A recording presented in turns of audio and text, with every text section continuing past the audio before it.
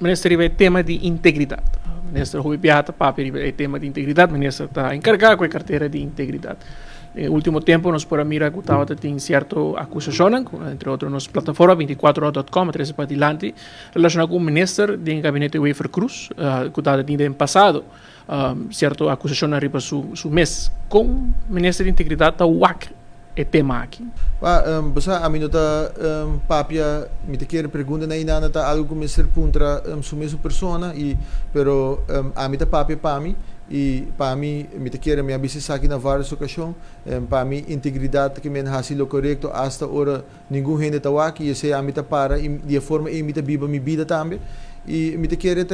na cada persona conta interpretar integridade pero me te quer se ave bota sinta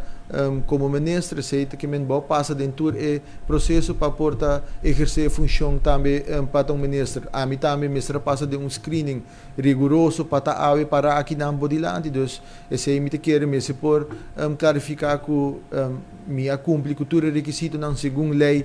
tá exigir para mim tá para aqui na e me tá espera aqui também de tur mi colega não e me te quer não também passa de mesmo processo of me te seguro que não passa de mesmo processo que a minha passa de para ave e por exercer trabalho na bem-estar da comunidade. De parte do ministro não tem nenhuma dúvida da integridade de nenhum ministro do gabinete Wafer Cruz. Mi não tem nenhum motivo para pensar diferente, pero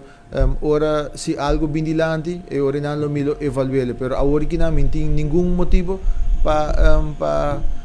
dúvida da integridade de meu colega não e esse me te queda para arriba a mim tá atender com mim mesmo integridade como pessoa e me te espera que me te leading by example como ministro de integridade esse é a minha meta também.